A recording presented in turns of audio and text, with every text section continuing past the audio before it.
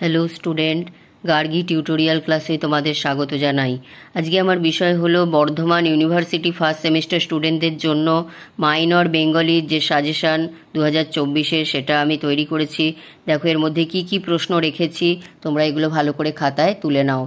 দেখো কবিতার আত্মবিলাপ থেকে আমি মধুসূদন দত্তের যে আত্মবিলাপ আছে সেখান থেকে আমি তোমাদের দিয়েছি মাত্র 5টা প্রশ্ন। সেখানে দেখো আছে আত্মবিলাপ কথাটির অর্থ কী, আত্মবিলাপ কবিতাটির বিষয়বস্তু আলোচনা করো। 3 নম্বর আত্মবিলাপ কবিতা অবলম্বনে মধুসূদনের অন্তর্বেদনার স্বরূপ আলোচনা করো। 4 নম্বর এই কবিতায় মধুসূদন আশাকে নেশা বলেছেন কেন সেই নেশা থেকে তিনি মুক্ত হতে পারেননি। কবিতা অবলম্বনে কবির অসহায়তার কারণ ব্যাখ্যা করো। আর একটা হচ্ছে আত্মবিলাপ কবিতার নামকরণের সার্থকতা বিচার করো। এর মধ্যে থেকে কয়েকটা প্রশ্নের অ্যান্সার আমি কিন্তু আমার চ্যানেলে দিয়ে রেখেছি, চাইলে তোমরা ওখান থেকে নিয়ে নিতে পারো। এরপর আসছি দেখো সোনার তরী, রবীন্দ্রনাথ ঠাকুরের সোনার তরী থেকে মাত্র 2টো প্রশ্ন আমি রেখেছি। সোনার তরী কবিতার বিষয়বস্তু আলোচনা করো।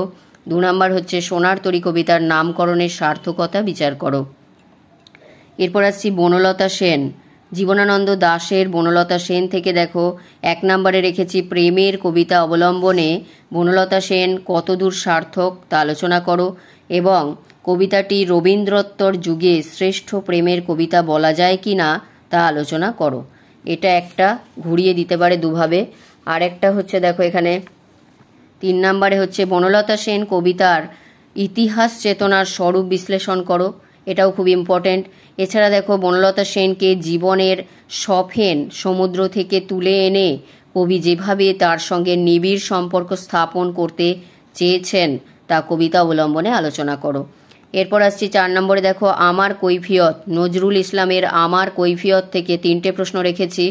আমার কৈফিয়ত কবিতার ভাববস্তু আলোচনা করো। 2 নম্বরে হচ্ছে আমার কৈফিয়ত কবিতার নামকরণের সার্থকতা বিচার করো। 3 নম্বর হচ্ছে আমার কৈফিয়ত কবিতার রসগ্রাহী আলোচনা করো। এইগুলো গেল তোমার কবিতা থেকে। এরপর আসছি দেখো ছোট গল্প, ছোট গল্পের রসময়ীর রসিকতা আছে, সেখান থেকে আমি মাত্র 5টা প্রশ্ন রেখেছি। 1 দেখো রসময়ী রসিকতা গল্পে যে দাম্পত্য জীবনের ছবি পাওয়া যায় তা সংক্ষেপে আলোচনা করো। 2 রসময়ী রসিকতা গল্পে বিনোদিনীর চরিত্রের গুরুত্ব আলোচনা করো। 3 নম্বর রসময়ী রসিকতা গল্পের নামকরণের সার্থকতা আলোচনা করো। 4 রসময়ী রসিকতা গল্পে রসময়ীর চরিত্র বিচার করো। 5 ক্ষেত্রমোহনের চরিত্র বিচার করো। এরপর আসছে অভাগীর স্বর্গ, অভাগীর স্বর্গ থেকে মাত্র 3টে প্রশ্ন রেখেছি। দেখো অভাগীর স্বর্গ গল্পের নামকরণের সার্থকতা আলোচনা করো, অভাগীর চরিত্র বিচার করো। 3 নম্বর অভাগীর স্বর্গ গল্পটিতে জমিদার শ্রেণীর যে নির্মম রূপটি পরিস্ফুট হয়েছে তা আলোচনা করো। এরপর আসছে চিকিৎসা সংকট, সেখান থেকে দেখো মাত্র 3টে প্রশ্ন। চিকিৎসা সংকট গল্পের নামকরণের সার্থকতা আলোচনা করো। 2 নম্বরে দেখো চিকিৎসা সংকট গল্পে যে হাস্যরসের সৃষ্টি হয়েছে তা বিচার করো। 3 নম্বর হচ্ছে চিকিৎসা সংকট গল্পে নন্দবাবুর চরিত্রটি বিশ্লেষণ করো। তাহলে এই গেল তোমাদের ছোট গল্পের যে প্রশ্নগুলো, আরেকবার দেখিয়ে দিচ্ছি। এবং এখানে যে কবিতার যে প্রশ্নগুলো গেল এগুলো আরেকবার দেখে নাও।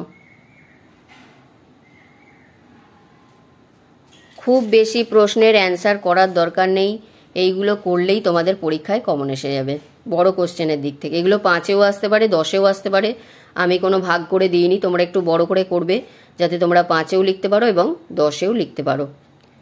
তাই যদি ভালো লাগে লাইক করে দিও এবং চ্যানেলে নতুন হলে সাবস্ক্রাইব করে দিও। দেখা হচ্ছে আবার পরের ভিডিওতে।